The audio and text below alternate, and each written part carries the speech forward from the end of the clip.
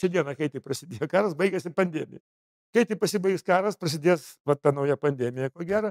Tai kas čia per velniava? Kaip čia viską pavadinti? Kas čia yra mūsų ponai?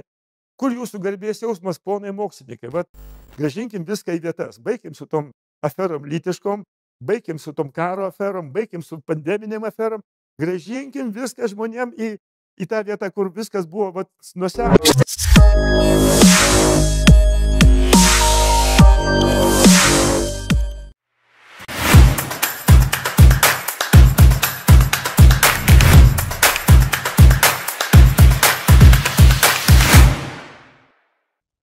Sveiki atvykę į laidą Riba.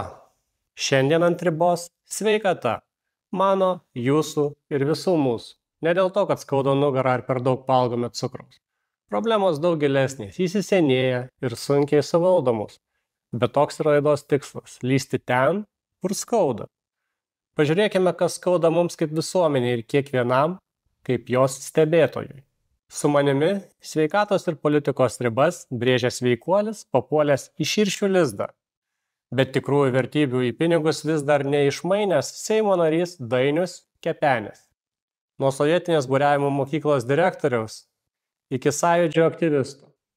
Nuo olimpinio komiteto atkūrimo iniciatoriaus, sveikatingumo mokyklos steigėjo iki Seimo nario, visada kovojantis ir nepavargstantis. Ar yra riba, kada kovoti dar verta? Susipažinkime su Dainiumi Kepeniu. Va tokia trumpa įžanga apie jūs ir norėčiau pradėti pokalbį tokiais radikaliais galbūt klausimais. Vat, kaip sveikuolis, atsakykite, ar įmanoma išgydyti vėžį? Kadangi aš turiu giminių, kurie turėjo vėžį ir ne vieną, ir jie įveikė jį, o dar žinau ne vieną ir šiaip pažįstamą žmogų, kuris įveikė, reiškia, įmanoma yra. Tik tai klausimas, kaip tas vėžys užleistas, kokia forma to vėžio. Daug yra klausimai, kuriuos reikia atsakyti, bet šiandien technologijos jau šiuolaikinės leidžia įveikti vėžį taip pat. Bet turbūt svarbiau yra ne tai, kad įveikti vėžį, bet galvoti, kaip nesusirgti pirmiausia. Be abejo, prevencija yra svarbiausias dalykas. Ir nesenai keli teko girdėti vieną vėžio daktarą, kuris kalbėjo, kad visas vėžys prasideda mūsų galvoje. Jeigu mes į galvą savo vėžio neįsileistumėm, tai jis nenueitų ir į mūsų ląsteles. Kai būnate prie jūros, tai maudotės kaip ir jūroje, o kai Vilniuje? Vilniuje maudosi po dušu, šalto. Kartais karsto karto, reiškia, įneriu į nerį, bet tai būna retsykiais, reiškia. Nes jokio nėra skirtumo, ar tu esi jūroje, ar ežere, ar upėje, jeigu ten vanduo šaltesnis negu ten 10 laipsnių, tai efektas lygiai tas pats, kas tu ten, sakysim, keliom sekundėm įneri į ledinę jūrą, ar tu ten pastovi minutę po šaltų dušų, nauda lygiai ta pati. Ir jeigu tau iki jūros toli arba iki ežero, tai 12 valandų atsparumą peršalimo ligom tu gali įgyti ir po šaltų dušų. Tai jūs sveikuolis, bet kaip jūsų šeima? Ar irgi laikosi to pačio ritmo? Žiūrėjau, tu savo kieme nebūsi pranašu, bet aš tikrai galiu didžiuotis, kad mano ir vaikai, ir anūkai mato, kaip senelis, dėdukas elgiasi, kaip vaikai, sūnus, reiškia, po truputėlį perima tą patirtį, bet kai kas nekeista, kad daugybė, reiškia, sveikuoliškų šeimų, ne visuomet visi vienodai tie tokie tvirti sveikuoliai. Kita vertus, kokio laipsnio tas sveikuolis, ar tas, kurį visi mato tik kietieji sėdinti, ar tas, kuris gyvena laimingą ir gyvenimą be ligų. Čia gana skirtingi dalykai. O grįžtant į praeitį, ar jūs visada buvote sveikuolis? Kaip prasidėjo visas šitas jūsų kelias nuo vaikystės? Tėvai buvo sveikuoliai? Tėvai nebuvo sveikuoliai. Tėtis mano paliko šį pasaulį 62 metų. Turėjo didžiulį antsvorį ir man labai rūpėjo jam padėti, kadangi aš jau tuo metu buvau sveikatos, taip sakant, patarėjas, buvau baigęs universitetą ir žinojau, ką pasakyti, bet jisai nenorėjo manęs per daug klausyti, nes sakau, savo kiemegi nebūsi pranašu. Ir paliko šį pasaulį gana anksti, dėl to, kad dėl didžiulio antsvorio. Mamytė mano išgyveno iki 90 metų. Jinai baigė mano sveikatos mokyklą, matyt, dėl to jai pavyko ilgiau pabūti šiam pasaulyje. Ir kai tie, kurie mano artimieji visą tą programą, kurios aš žmonės mokiau, praėjo, jie ne vienas nesiginčio, kad ten kažkas tai buvo neaišku arba ne taip, visi pamatė naudą, bet aš tą patį matau visuomenėje, jeigu žmogus pats nepabūna toj programai, bent 10 dienų, tai reiškia praktiškai jis nieko nesupranta. O ypatingai, jeigu jis mano, kad 2 dienos yra pakankamai, tai priešingas būna efektas. Taip kad skirtingai nuo gydymosi, kai tu ateini su savo skausmais ir lygom ir tau daktaras gali numarinti skausmus per valandą, ten davęs specialių, reiškia, vaistų.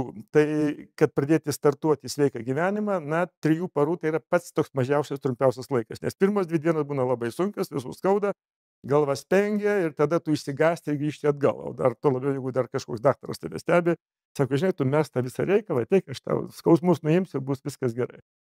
Taip kad tas kelias į sveikatą ypatingai pradžioje nėra lengvas. Ir tą visi, tie, kurie, aš turiu mokinių daugiau negu 31 000, tie visi, kurie tą patyrė, jie prisimena, kad aš jiems sakiau, pirmoji savaitė bus sunki ir iškentėkite bent 3-4 dienas, o po to jau bus lengviau. O ką jūs per tą savaitę, ką jie daro tenai? Jie per tą savaitę, jie patiria tą visą holistinį kompleksą, kurį visi mes esam girdėję, kad sveikata yra ir judesys, ir sveikas maistas, ir dvasinė ramybė, atsparumas, reiškia, peršalimui, grūdinimuose dalykai, tokie metodai kaip meditacija, kvėpavimo pratimai. Žodžiu, pilnas kompleksas ir kada jis iš karto, reiškia, įmamas kultivuoti nuo pirmųjų žingsnių.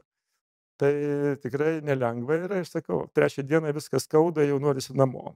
Dar pabuvai 2 dienas viskas.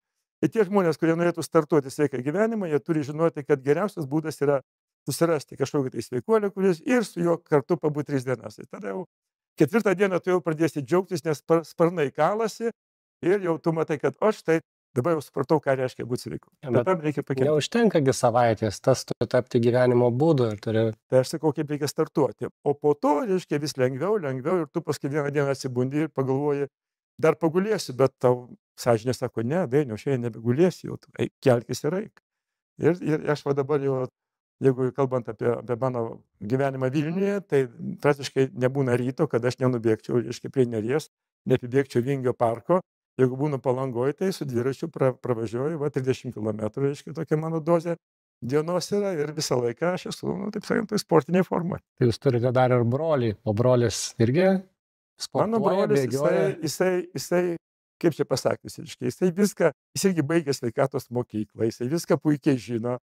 Aš džiaugiuosi, kad jisai nebeturi antsvorio dabar, kuo toliau, to jam viskas aiškiau darosi. Bangavo, bet dabar galiu pasidžiaugti, kad brolis jau tikrai eina mano pėdomis ir jam viskas gerai. Esate dar ir buriuotojas, turite jachtą, taip? Aš Klaipėdoje 74-5 metais, kada mane paskyrė, reiškia, baigus universitetą, paskyrė dirbti į mokyklą, tai aš kai supratau, kad ateina dar vieni metai ir vėl viskas iš naujo. Tada aš, o mano, vis tiek kiekvienas jaunas žmogus nori kažką tai tokio pasiekti. Laimėjimų, kažkokių tai pergalių, kažkokių tai, reiškia, įspūdžių naujų, kas mokykloje tas nėra lengva, reiškia. Taip pat aš susiradau, reiškia, buriavimą, aš buvau irkluotojas, baidarį irklavau. Ir tapau, reiškia, buriavimo treneriu, o po to su bičiuliais įkūrėm buriavimo sporto mokyklą ir tai mokyklai buriavimo vadovavau. Ir aš pirmas Klaipėdoje užlipau ant burlentės, windsurfingu. Tai buvo, sakau, 75-6 metai, tai jau 20 jau daug metų praėjo. O kaip žiūrite apskritai tokį išradimą žmonijos kaip vakcinas, nes ne tik apie šį paskutinį produktą, kuris labai jau kontroversiškas, bet apskritai. Žiūrėkit, prasidėjo karas. Kare būna visokiausių, reiškia, bakterijų ir ten dažniausiai karo sąlygomis ir higienos reikalai prastėja ir didžiausia bėda susirgti karį. Tai tada paskiepyti jį nuo ligų įvairiausių. Tai labai yra prasminga, nes tai yra, vienkartinė akcija, reikia gelbėtis, reikia kitus gelbėti ir būtų labai svarbu nesusirgti. Tai toj vietoje aš nesiginčiu. Taip, prasmė yra, kad karys būtų sveikas ir nesusirgtų. Bet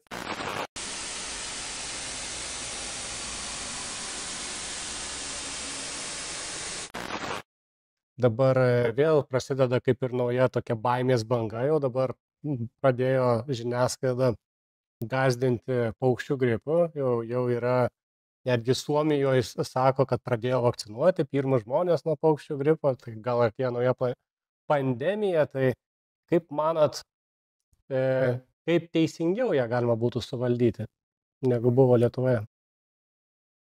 Nu, pirmiausia, aš manau, kad ta pandemija labai baisi tiem, kurie skaito visus iš eilės, reiškia, šaltinius ir mato televizorių. Tai jau jie dabar jau turi problemų susirgti ne šitą, bet kitom lygom, nuo įtampos. Dažniausiai lygos yra nuo įtampų. Vat, pavyzdžiui, depresija. Vat jau depresija tikrai kai kas gaus nuo šitos informacijos. Bet jeigu yra tokių žmonių, kurie nežiūri televizorius, neskaitė tų, jis net nežinojo, kurį laiką, kad čia, kol nepamatė kaukių, jis nežinojo, kad čia rimta pasidėjo kažkas tokio. Tai aš lygiai taip pat manau, kuo mažiau mes žmonės gąsdinsim, tuo visiems bus geriau. O raginu dabar, raginu labai rimtai, kad tie žmonės, kurie atsakingi Lietuvoje už pandemijas, už epidemijas, už imunitetus, kad jie jau dabar imtų žmonės raginti. Žmonės, rūpinkitės natūraliuoju imunitetu, jūs tą problemą įveiksite gerokai lengviau negu tie, kurie čia dabar nerimauja. O visą kitą tiesiog reikia pasakyti, kad daugiau reikia mums ramybės ir mažiau stresų ir viskas bus gerai. Kada paskutinį kartą alkoholį vartojate? Prieš porą savaičių. Bet jeigu paklaustumėt, kiek dar prieš tai prieš kokius turbūt beveik metus. Metai praėjo, pavartojau, buvo labai tokia graži kompanija, ne serbentų, reiškia, ten kelių, reiškia, augalų, toks netikėtas, reiškia, vynas buvo ir šermukšniai, ten dar kitos uogos. Aš sakau, reikia paragauti. Kaip tu neparagausi saulės, reiškia, vaisiaus natūralaus. Ir aš paragavau ir nieko man neatsitiko blogo. Bet šito dalyko negalima garsiai sakyti ir per televiziją rodyti. Kadangi Lietuvoje, tas paplėtimas alkoholizmo labai platus, tai jeigu kažkoks, reiškia, normalus žmogus ima vartoti, tai tie visi, kurie vargšeliai yra ir jau ant ribos, aš sakau, jeigu sveikuoliai vartoja, tai kodėl aš negaliu? Tai dėl to mes turim tik apie tai tarpusavį kalbėtis ir niekam neaiškinti, kada mes ką vartojame. Ir jeigu tu jo niekuomet nepadauginsi, nieko čia nebus tragedijos. Bet vien pasakyti apie tai, šiandien negalima per televiziją, vaikai žiūri, visi žiūri. Aš sakau, taigi sveikuoliai vartoja, tai aš jį pavartosiu. Ir yra žmonių, kurie nebegali sustoti. Todėl vynas, kaip ir seksas, kaip ir kiti dalykai, turi būti intimus ir nepropaguojami, vartojami tik tai uždaroj būrelyje ir niekam nesigiriant. Tada viskas gerai. Bet yra tokius posakis, kad gydykis tuom, kom susirgai, tai pavyzdžiui, jeigu jau ten gerai išgėrėjai, ar kitą dieną truputį išgerti sveika, ar ne? Man taip nėra buvę, bet aš esu ne vieną žmogų matęs, kuris labai to džiaugiasi. Kaip gerai šiai pagerėjo. Kiek aš sakyti, tą efektą mačiau ne kartą. Tai aš sutinku, kad ko gero gerai yra, neprieštarauju. Dabar jūs minėjote, kad sveikatai labai reikalingas ir sveikas maistas. Kas po šito žodžio slypi? Kas yra sveikas maistas? Tai šitą pasakyti labai nėra paprasta, todėl kad jeigu dabar nueitumėm ten, kur maistas parduodamas, nes į kokį prekybos centrą, tai surasi tikrai nepavojingą maistą nėra paprasta. Šiandien yra tokių, kur lentyna ten ekologiško maisto, kitų to nerasi. Ir yragi su maistu yra visa grandinė, kur maistas yra užaugintas, kaip jisai pateko ant mūsų stalo, ar iš daržo, reiškia, ant stalo, ar iš trečio vagono perkrautas atėjo pas mus, iš nežinau kokios šalies. Po to, reiškia, kaip jis yra ruošiamas, verdamas, kepamas, džiovinamas, rūkomas tenai. Ir trečia dalis, kaip jisai suvartojamas. Kiekvienoje šitoje grandyje yra savos taisyklės. Jeigu kalbame apie paskutinę grandį, kaip vartojamas, tai pirmoji taisyklė yra kramtymas. Jeigu tu kramtysi maistą 50 kartų, tu gyvensi 100 metų garantuotai. Bet nesveiką maistą 50 kartų neįmanoma, nes šlykštu pasidaro. Sveiką maistą gerai kramti daug kartų ir puikiai jautiesi. Jis yra per pusę mažiau suvalgai, jeigu tu jo vartoji. Tai tie žmonės, kurie dabar norim kažką tai naujo sužinoti, tai viena iš auksinių taisyklių yra maisto sukramtymas. Mes labai dažnai skubam ir nekramtom maistą. Kai tu jį gerai sukramtai, tai sotumo jausmas ateina ne tada, kada tavo pilvas prisipučia, o tada, kada tavo receptoriai, kurių burnoje yra įvairiausi, vieni receptoriai laukia sūrumo, kiti kartumo, kiti saldumo, kiti reiškia aitrumo, nu, visų šitų skonių. Ir jeigu tu tos visus receptorius patenkini, centras sako viskas, visko gavau, pakanka, daugiau nebereikia. Bet kai tu nekramtai maisto, tai tu ryji, laukia mūsų, reiškia, centrinė aparatinė, reiškia, ir kažko dar negavau, kartumo negavau. Aš tenai paėmiau, bet tu neiškramtei to skonio ir aš nepajutau. Todėl labai svarbu gerai sukramtyti ir vat geras kramtymas per pusę sumažina poreikį maisto kiekį.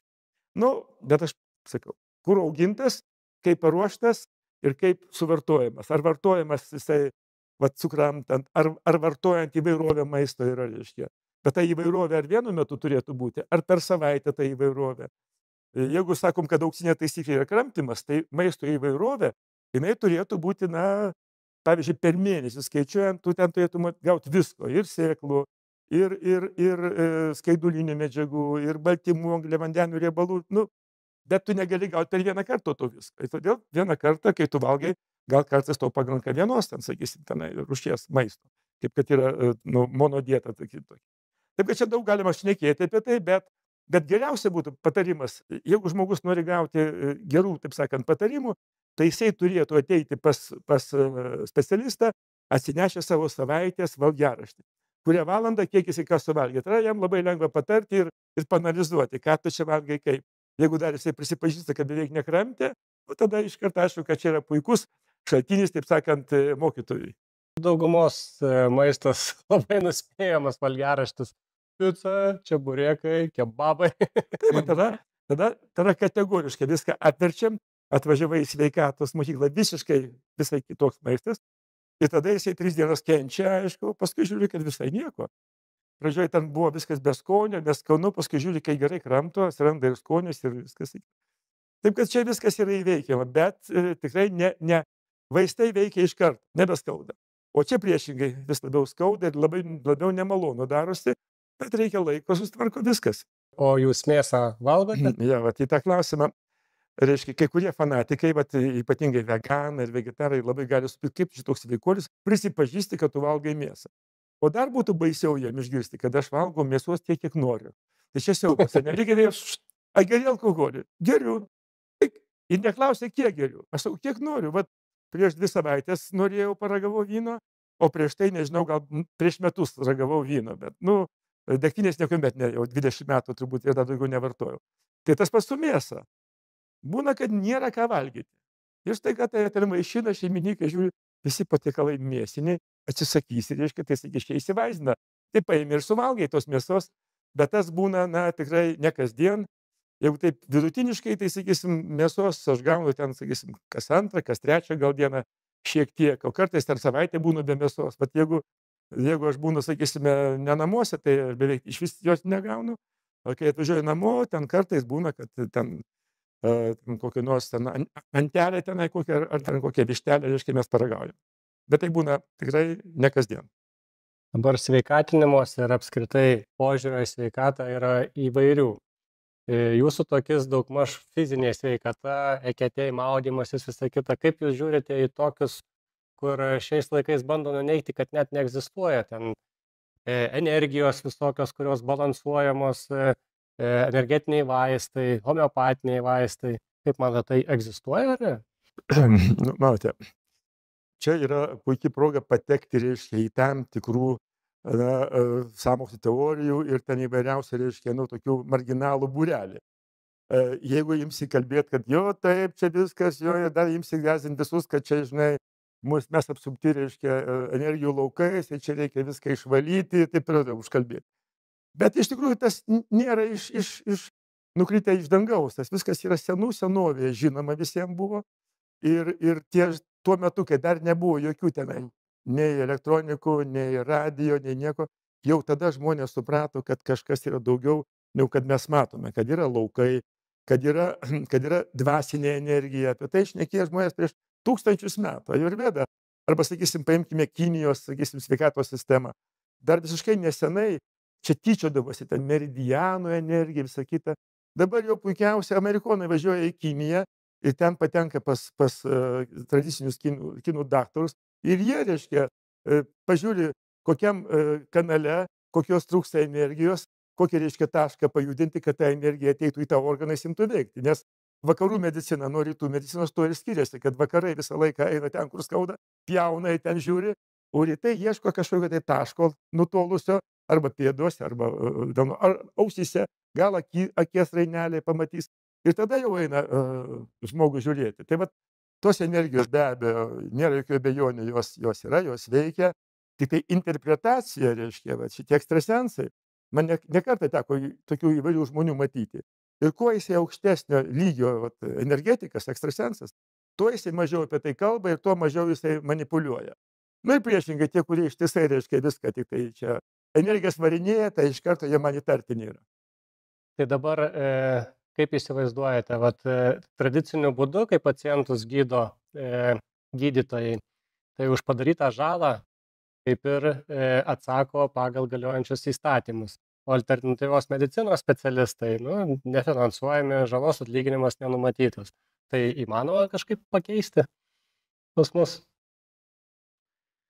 Mes, kai atėjome Seimą nuo kadencijai, mes kaip tik tai priėmėm įstatymą papildomą ir alternatyvi medicina, reiškia. Toks buvo įstatymas, kuris leido ir įteisino tas vadinamas užrybinės technologijas, kokios anksčiau buvo vadinamos. Tiek pradedant nuo gyvūnų terapijos, dabargi raito terapija, pavyzdžiui, sakysim, delfinų terapija, kaniterapija, jau dabar įteisinta. Anksčiau tas buvo šarlatanizmas vadinamas.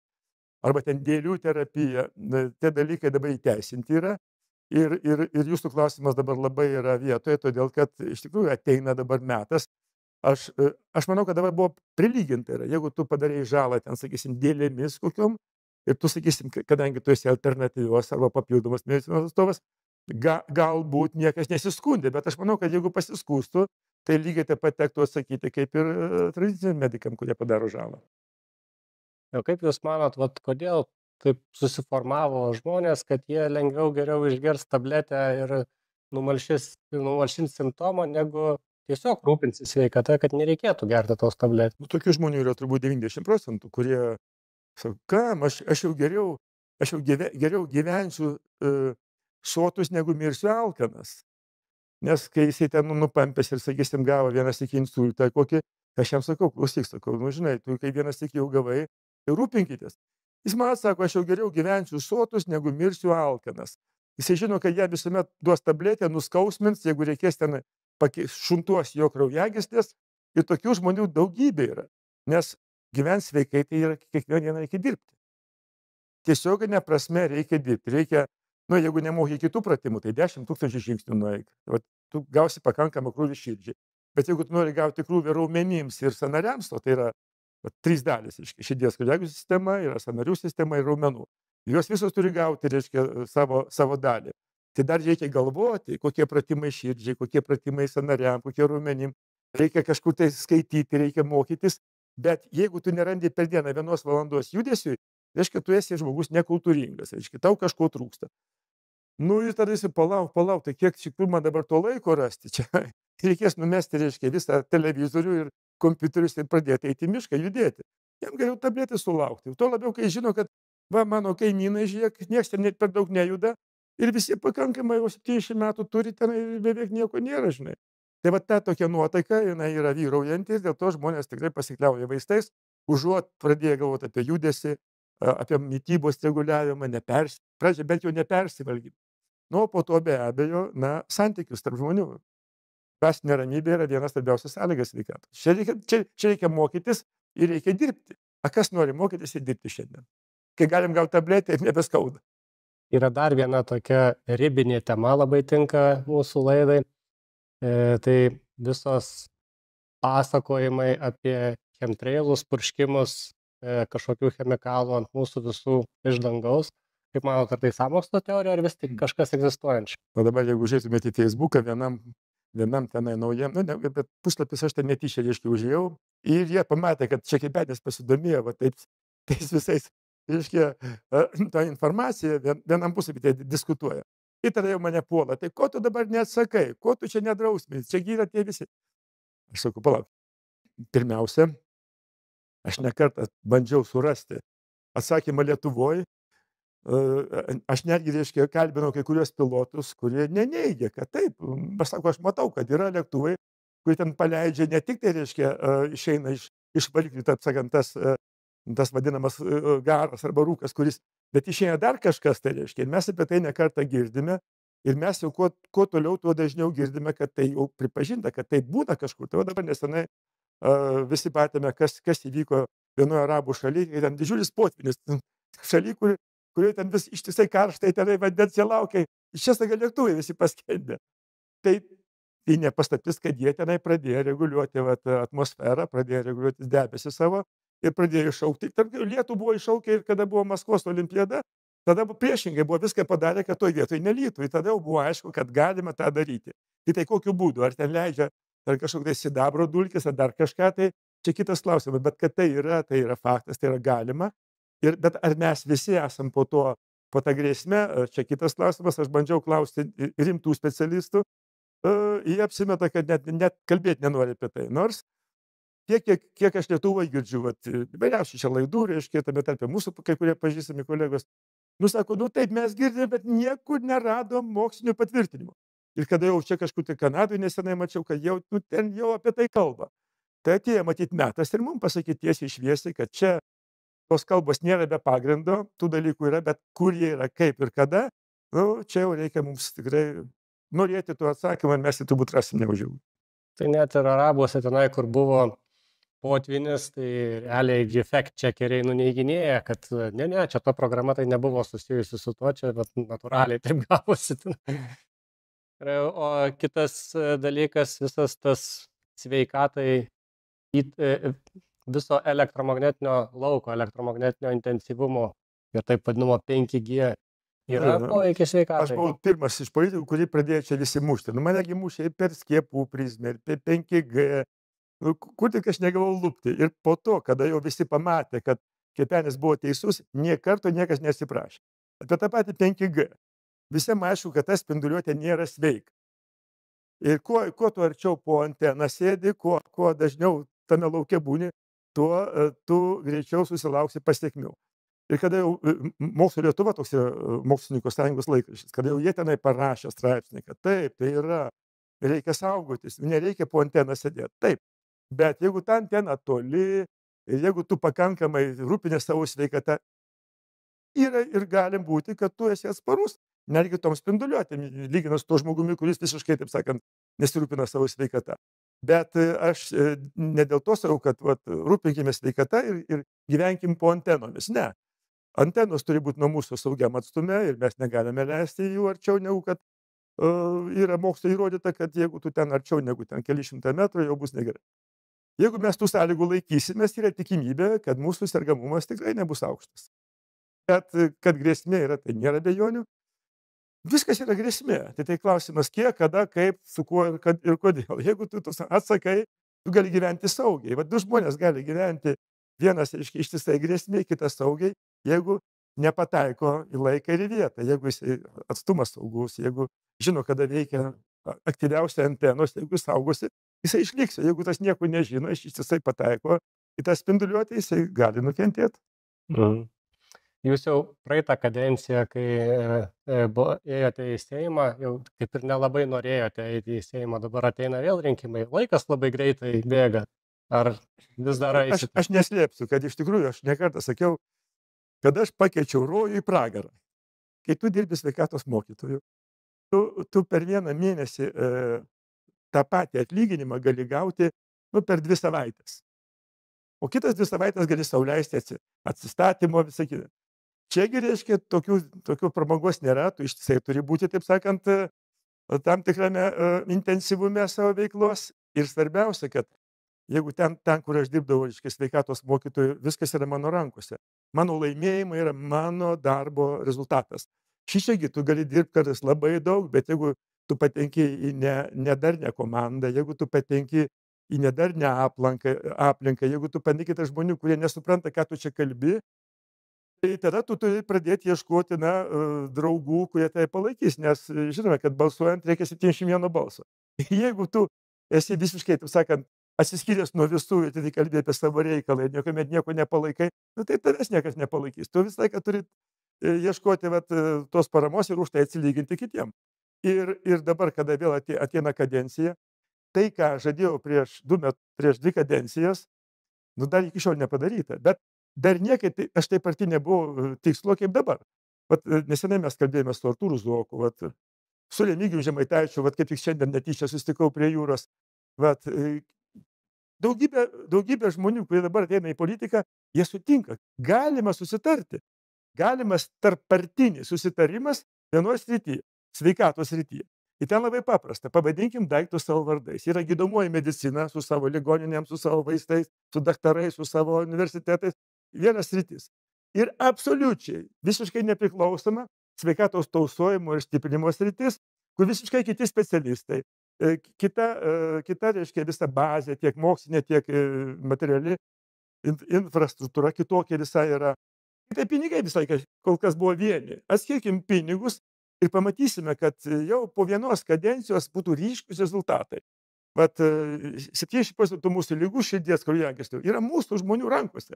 Absoliučiai reikia duoti informaciją, duoti jiems skatinimą tiem žmonėm, kad jie pajustų malonumą iš to, kad jie uždirbo sveikatą. Įvairiai galim padaryti. Jūs dabar paminėjote širdies ligas. Pas mus dabar ypač žiniasklaidoje yra padaugėję tokių netikėtų mirčių, netikėtų sutrikimų širdies ir prisigalvoja įvairių pasakų, kaip ten klimato kaita galbūt, gal per šaltas vanduo buvo, dėl to tenai sutriko, gal per karštas vanduo buvo. Kaip manot jūs, kodėl čia taip? Žiūrėkite, tai jeigu kalbam apie mirtis nuo širdies ligų, tai, senai visiems buvo aišku, dėl ko tai atsitinka. Tai buvo aišku dėl to, kad žmogus, jeigu jisai turi antsvorį, jeigu jis nejuda, jeigu jisai pastoja persivalgo, gyvena įtampose, tai yra rizikos faktorius susirgti ir mirti nuo širdies ligų. Bet dabar dar vienas atsirado faktorius, apie kurį niekuomet niekas nešnekė ir dabar nenori šnekėti. Tai yra būtent tai, ką jau dabar pripažįsta įvairiausios, aš nežinau, mes čia galim vartuoti firmų pavadinimus, kad paskui nenukarpytų. Bet mes tas firmas žinome, ten kokios buvo pradžioje 4 firmos, viena po kitos prisipažįsta, viena pripažino, kad trombai atsiranda kraujagyslėse, kita pripažino, kad uždegimai smegenų tiek galvos, tiek stuburo. Tos firmos jau prisipažino pačios, kad taip, biški pasitaiko. Kiek tas biškis, klausiu mūsų, reiškia, ministro Dulkio. Ar jūs, sakau, bandėt patyrinėti dabar žmonės, vienigi buvo visiškai neskiepyti, kiti buvo visiškai priskiepyti. Kaip dabar jie jaučiasi? Jaunos šeimos nebesusilaukia vaikų. Kodėl? Pažiūrėkite, kokios nesusilaukia. Tikrai pamatytumėm.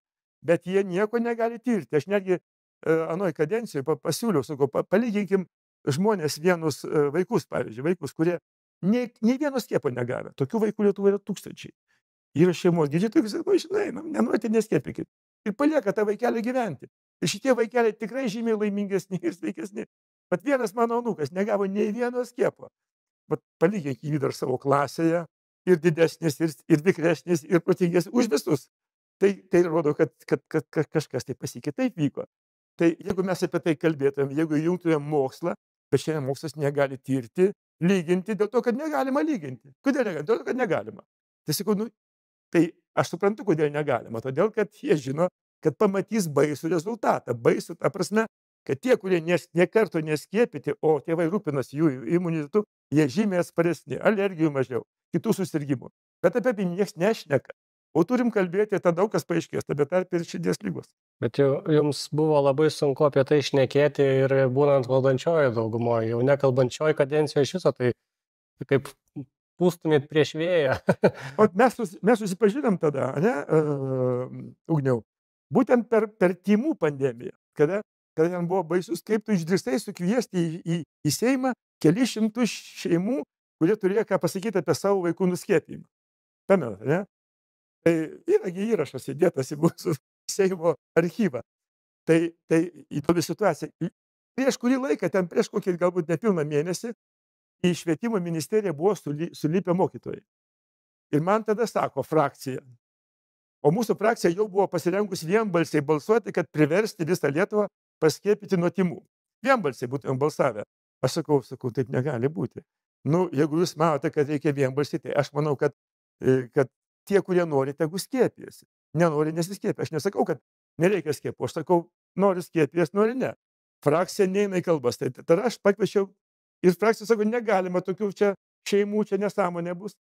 Tai dėka, reiškia, mūsų frakcijos pirmininko, jis sako, tu garantuoji, kad tie žmonės iš Seimo išeis, kad jie ten nepasiliks Seime, kaip kad mokytojai ministerijoje. Sakau, garantuoju, aš sakau už tai. Vat mes tada kartu tą konferenciją, reiškia, pradėjome, jinai vyko kelias valandas ir ten tokia buvo informacija pasakyta iš tų šeimų, kas laukia vaikų paskiepytų. Ir tada mūsų, reiškia, pas musgi buvo 5 gydytojai frakcijai. Ir jie tada sako, nu gerai, sutinkam, nenorite, jeigu nesiskiepė. Ir mes tada dviem balsais, reiškia, laimėjome prieš konservatorius ir socdemus, kurie norėjo prievartą paskiepyti nuo tymų. 2 balsai nulėmė. O kada buvo balsavimas dėl to, kad mes pasipriešinom, jau tada mums buvo lengviau, nes gydytojai buvo mažiau frakcijoje ir, reiškia, jau visi žinojo tą tymų patirtį, kada reikėjo skiepytis nuo šito naujojo gripo. Tai mes laimėjom šitą, o ten jie norėjo visus medikus paskiepyti, socialinius darbuotojus, jau mokytojus ten prievartavo baisiai. Ir mes vėl laimėjom, keliais balsais neleidom prievartą skiepyti. Sakom, pasirink, nori skieptis, nori ne. Todėl, kad mes jau turėjom pasaulį patirtį, švedų patirtį, kitose šalyse matėme. Ir pavyko laimėti. Bet, kiek reikėjo pakentėti dėl to, niekam neįdomu šiandien. Ir niekas nesiprašė dar iki šiol, kad, ne. O atsiribojimų buvo ne vienas nuo manęs. Tai net ir neprisimena. Ne, ten kažkas ten buvo, jo. Bet kad buvo pasakyta, mes nuo to kepenio atsiribojame, jis nežino, ką kalba. Nu, gerai, o dabar visi žino, ką aš kalbėjau, bet dabar niekam to nereikia prisiminti, kadangi viskas jau praėjo dabar. Nu, toks yra politiko gyvenimas. Tu manai, kad čia visi žino, niekas nieko nenori žinoti. Dabar atsirado naujas toks produktas, taip, bandomas reklamuoti, tai vakcina nuo vėžio. Kaip manot, ar tai realybė, ar tai pražūtingas projektas, ar naujas pasipelnimo šaltinis? Nu, paskutinis jūsų sakinys yra tiksliai taška, reiškia, čia yra, bet ne naujas šaltinis, ne naujas. Jau jie senai, jau tas mergaitės 10-metės, 12-metės mergaitės jau ten jau pradėjo skiepyti, bet ašgi domėjausi, reiškia, pasaulinė literatūra. Nuomonė buvo alternatyvi, kad nebūtinai skiepyti. Ir aš pasakiau Seime tiesiai šviesiai, jeigu tėvai augina mergaitės, reiškia, gražiai, jeigu pasako joms, ko negalima daryti, tai problemų nebus. Bet jeigu tėvai paleidžia mergaitę, ei, kur nori ir ką daryti, ką nori, nu be abejo, bet tie skiepai pasirodo, rašė, pas mus Lietuvoje iki šiol tas eina žurnalas toksai, reiškia, ko gydytojai tau nepasako. Tai ten kaip tik ir rašė, kad taip, daugybė atvejų pasaulyje yra, kai mergaitės paskiepytos šitais skiepais, nuo šitos vėžio formos jos patiria kartais dar didesnių problemų, negu kad būtų neskiepytos. Ir aš tada Seime pasakiau, sakau, tai gal geriau užsiminėkime iš dorovinio auklėjimo mergaičių, negu skubėkime visą skiepyti. Baisus buvo pasipiktinimas, bet kažkaip jo primo visi pamatė realiai, nes iki manęs Seime apie tai niekas net nedrįsdavo pasakyti, nes nepaslaptis, kadangi ne viena partija sėdi kišenėje, reiškia, mūsų farmacininkų. Dabar jam karas svarbiau ir kaip šičia? Nu, pandemija pakeitė karas. Ta pačia diena, kai tai prasidėjo karas, baigėsi pandemija. Kai tai pasibaigs karas, prasidės ta nauja pandemija, ko gero, nes šitą pasaulinę gaują, reiškia, kurie naudojasi žmonių neišprusimu ir užkvailinimu. Nu, jie be abejo, jie kol kas, dabar galbūt bandys tą dirbtinį intelektą paleisti, reiškia, kaip šaltinį žmonių mulkinimo, bet nėra jokių abejonių, kad ten labai daug yra melo, apgaulės ir piktnaudžiavimo žmonių, neišprusimu. Yra dar toks fenomenas, kalbant apie produktus, kuriuos sukuria mums farmacija, tai pavyzdžiui, mes mieliau valgome kokius česnakus arba spanguolės tabletės pavidalę negu pačius produktus. Ir jie sako, ir šitie pardavėjai tų tablečių sako, tu klausyk, sako, o šitoj tabletė yra viskas, ko tau reikia vienai dienai. Kad jeigu tu nori tą gauti, reiškia, iš daržo, iš sodo, tai tu reikia tokį kalną suvalgyti daržovių, kad tiek pat, kas tu karvė esi? Nu, aišku, kad ne karvė, tai valgyk tabletę tada. Tai mėlyje, jeigu jūs ne karvės, valgyk tabletę, bet jeigu jūs turite galvą, tai gerai pagalvojate, ką darote. Ką manote apie lyties keitimo operacijas? Tai dar vienas košmaras. Dar vienas košmaras. Buvo sveikam kūne, sveika siela turi būti, o jeigu, tarkim, realiai nesijauti tam savo kūne sveikas. Šitą formą, reiškia, žmonių sąmonės keitimo, reiškia, lytį galėsi pasikeisti, pavadinimą ten šeimos pasiimti, reiškia, tikrai ne savo.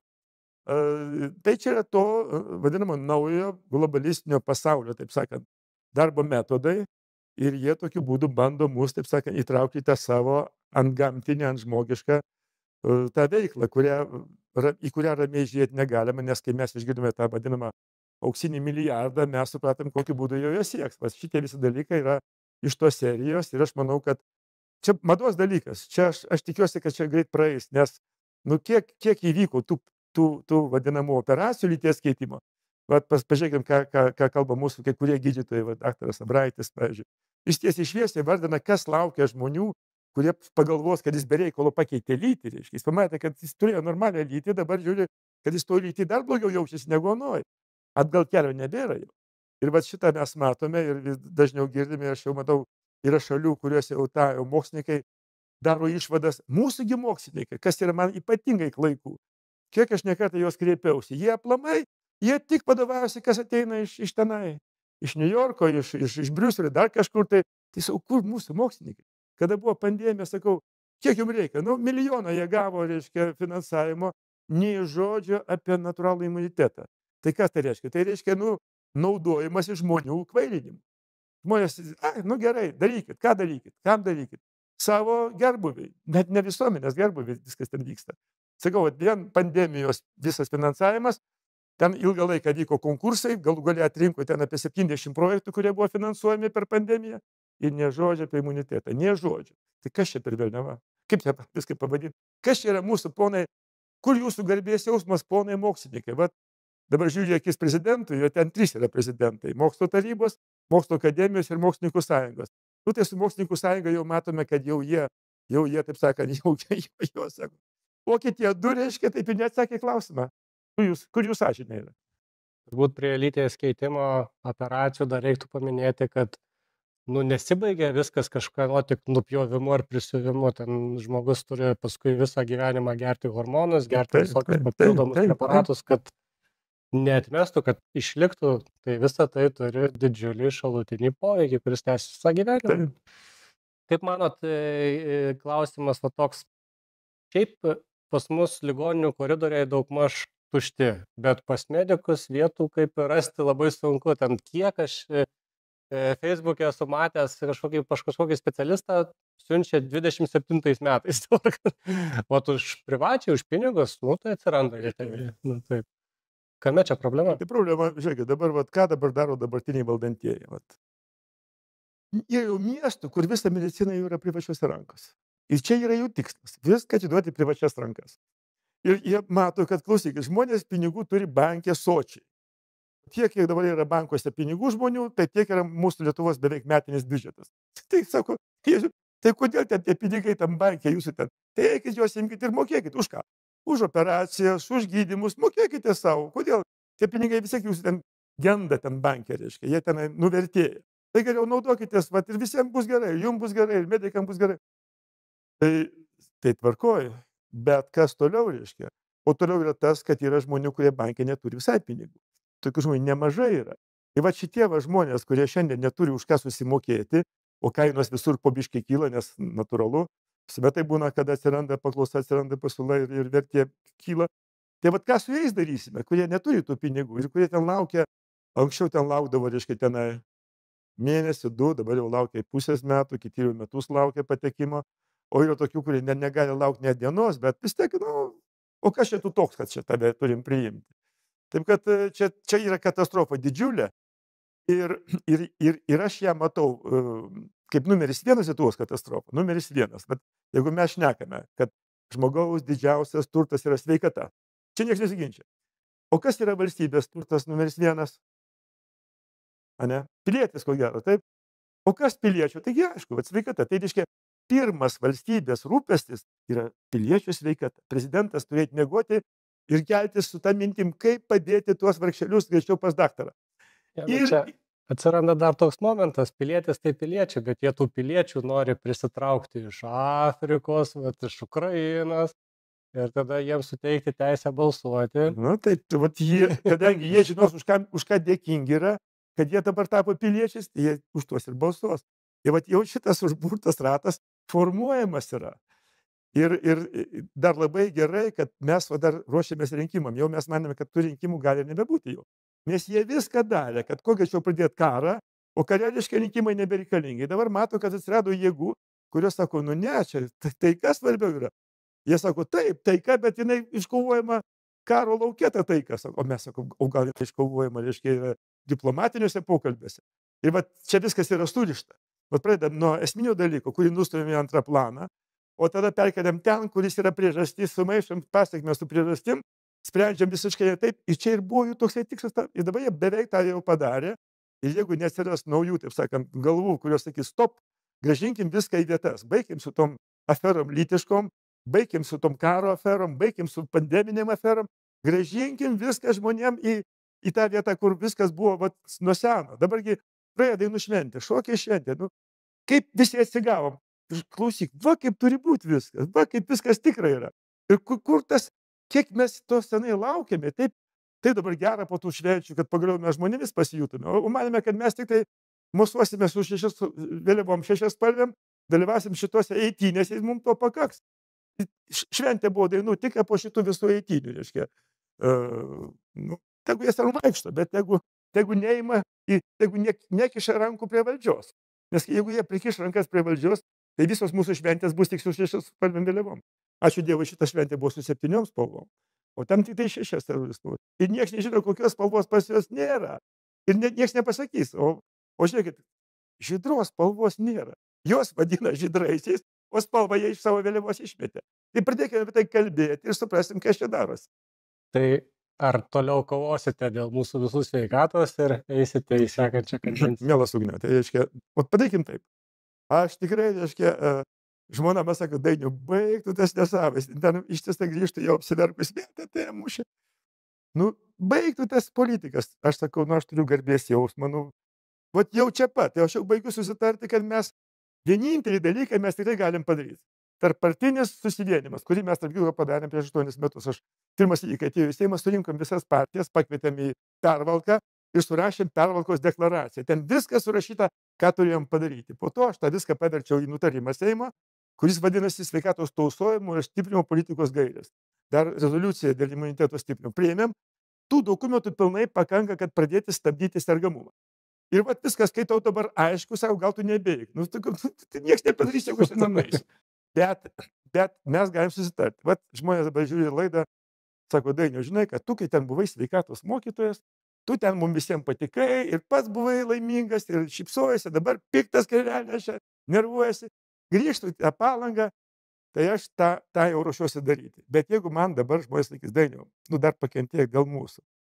Tai aš čia tarčiausi ir aš manau, kad man vienam nepavyktų, bet aš dabar nebereikalo dalyvau, buvo čia susirinkę gražų žmonės, tokį susivienimą opozicijos norėjo padaryti.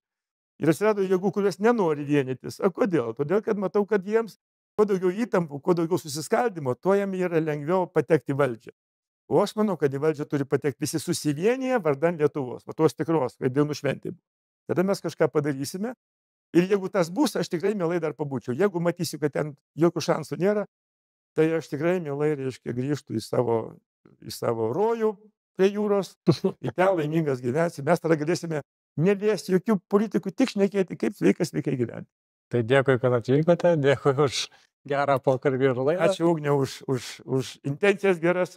Linkiu, kad jūsų tas kanalas 7 LT aplenktų visus kitus, todėl kad jisai tikrai yra būtent tas, kuris labiausiai reikalingas. Ten gali kalbėti, ką nori, nieks tavęs tenai neištrina, neišbraukia ir kuo greičiau tas atsitiks, to mums visiems bus geriau. Tai studijoje buvo Seimo narys Dainius Kepenis. Ačiū, kad žiūrėjote ir iki susitikimo ant naujos ribos. Ačiū, kad buvote su mumis šį vakarą laidoje Riba. Kviečiu prenumeruoti mūsų kanalą, nepamirškite paspausti patinka ir pasidalinti šiuo epizodu su savo draugais.